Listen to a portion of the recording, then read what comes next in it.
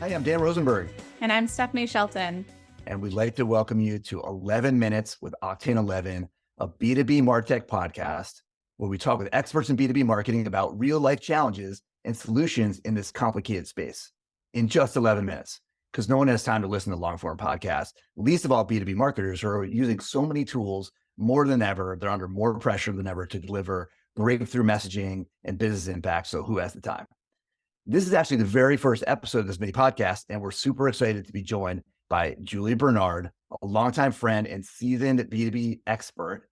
I would say that every time I talk with Julie, I learn something, but really I learn like 10 things. So anyway, we don't have a lot of time, so let's just jump into it. So first, Julie, tell us a little bit about your background and what you've been working on these days. All right, great. Thanks, Dan. Thanks, Stephany. I'm happy to be here. I know we only have 11 minutes, so let's just do the short version. Even though you said I'm a B2B marketer, I actually spent the first 2/3 of my career in B2C.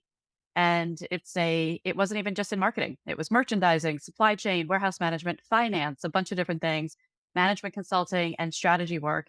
It ultimately brought me into my B2C space nowadays, but it was a very nonlinear, not very traditional pathway to where I am now. Today, though, I'm all B2B all the time, and it's mostly tech, and it can be any type of tech. It could be ed tech, martech, fintech, spatial web tech, and currently focusing on driving marketing for Lily.ai, a retail tech platform. Awesome. Wow. Yeah, you've been on quite a journey. I'm excited to ask this next question, given your involvement across so many different technology platforms. But what are some of the biggest challenges you've seen in B2B marketing and go-to-market motions overall?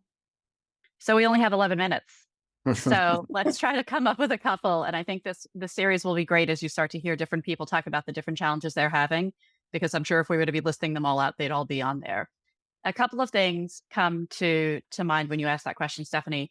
The first thing I would say, and it's a broader comment, is holding on to the shackles of prior thought. I feel like we talk about playbooks and frameworks, and we're so stuck on the methods and practices that we've always employed, and we keep trying to make them work in a modern context. And yet, I think there's a big opportunity for B2B marketers to think about when new information, new data, new capabilities illuminate issues differently. I look for people who have the courage and the confidence to change their mind and embrace the new and try something new.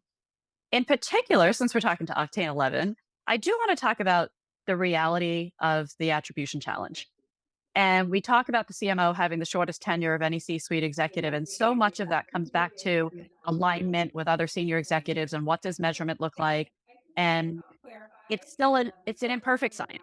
And we can do a lot of things to make it as good as possible. Yet we still have to create those partnerships and the alignment with CFOs and CEOs so that they understand it's not a perfect science. And a good example would come down to the reality of dark social and what the scale of the internet has created in enabling word of mouth at scale for channels that by definition are not a part of any sort of attribution software. They're not a part of any sort of measurement. And it's reported that at least 50% of tech sales happen through dark social. And so really building alignment around that reality, educating the people around us, not dark funnel, but dark social, to think about these challenges and understand them upfront. Then at a very tactical level, I think B2B marketers can do a much better job with maximizing their event marketing investments and thinking about event ROI differently. But that's probably a session for a whole conversation, a podcast in and of itself. I love it. Those are huge points. Dark marketing, dark social, dark web, all that stuff. You got to turn on the lights of all that. If you can't measure it, you can't manage it. And that's obviously something that Steph and I, the whole team, think about all the time. Yeah, no, I agree. I think I hear those common challenges across a lot of companies that we're working with today. So on that kind of same vein, are there any tools or tactics or vendors or even campaign ideas that you've seen work really well to solve some of these challenges?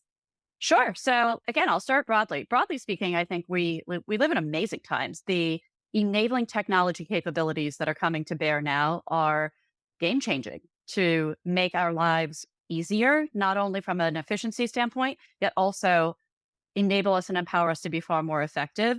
So I think the first thing is to be curious and to really carve out time literally daily to stay abreast of what's happening in the world of technology. And of course, it's a shiny object syndrome moment with artificial intelligence. Yet we do have a whole new breed of AI coming to bear. And I think it's exciting, and we have to stay on top of what might be available to us in that regard. Broadly, also, I think from a consideration standpoint, we need to be thinking way more about video. We're still a little bit too dependent on the written word. We're doing a little bit more, too much with still the good old fashioned blog post and an ebook and a white paper and all of that. And I think we really need to rethink the role of these different things. Let's get into specific those. And this is the dark social moment. Here we are in a podcast. I love Crayon. Let's just call out tools and partners that are really good. Crayon for competitive intelligence has been a wonderful, empowering solution for me for a number of different clients I've had in the past 4 or 5 years.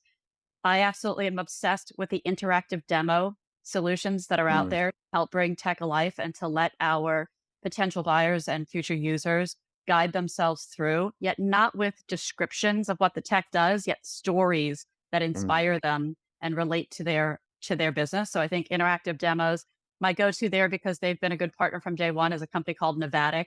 Dan, you've heard me talk about them before, but I just love that group because not only does their tech do what they say it does, which is another issue for a lot of B2B marketers, particularly tech ones.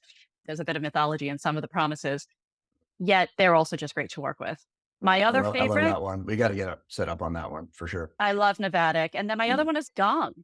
What did we ever do without Gong in terms of the intelligence to be gleaned from clients and prospects alike, and also to understand where, when we talk about as B2B marketers, how we empower oftentimes our sales teams, how we can really hear where they may be needing some support and where we can do things differently to help them be their best selves in the sales process. So those are just a few that I'm really excited about. Conceptually, something I'm also excited about that I could talk about all day long, community-led growth. I'll just leave that one there. Yet I'm a big fan of CLG, and I think B2B marketers with intentionality to how we do it have a great opportunity to leverage CLG.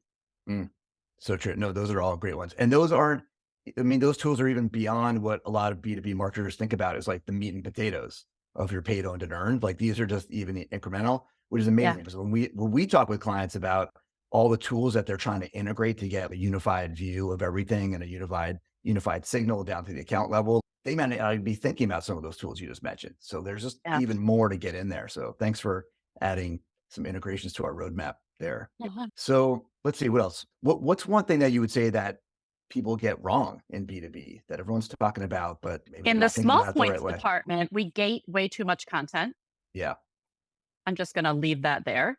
Yep. Have that debate with people all day long. We gate way too much content.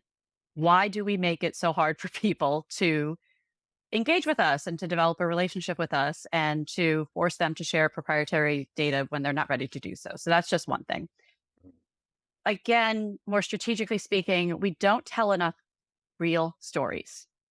We spend way too much time in descriptive feature capability types of writing and copy, and we're not really connecting emotionally.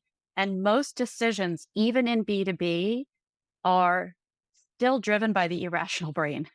They're not as rational all the time. And we need to connect better to the emotional context of our potential buyer. And I think we have an opportunity to do that much, much better. Someone I'm inspired by is a former Disney animator who is now a co-founder of a business called Lytro. And he brings what I would say much more magical selling to the B2B marketing context. And I would ask everybody to really think about, what does story really mean? And also, please, please, please, we can be way, even when we have to be a bit more descriptive and solution specific, we can do better than drive sales. We can do better than operational efficiency. We can do better than deepen loyalty. Please, let's come up with something far more interesting than statements like that are ubiquitous and not differentiated. The edginess, the distinctiveness, the differentiation, we got to step up our game as B2B marketers. And I hope to bring that to the clients I have. And I would ask all of us as an industry to do better. Perhaps be inspired by the B2C world in this one. Yeah, that's a great point. Well, we're at time, man, 11 minutes goes really fast. So I'm glad we're keeping it brief. I learned a lot. I'm just thinking, we talked about the dark social, talked about doing more video, Crayon as a vendor, Navattic as a vendor, Gong as a vendor, community-led growth. We're going to have to follow up about that one maybe next time. Gating too much content and just telling those real authentic stories. So great stuff here. Thank you so much for joining us, Julie. It's always so much fun. Always learn a lot. And thanks for joining us, listeners. We've got a great lineup of B2B marketing experts on deck. So check out more episodes at octane11.com or wherever you get your podcasts. And thanks for listening. Thanks, Dan. Thanks, Stephany. Thanks to Octane 11 for helping to change our industry. Appreciate you guys. You know it. Bye-bye. Yeah. Bye.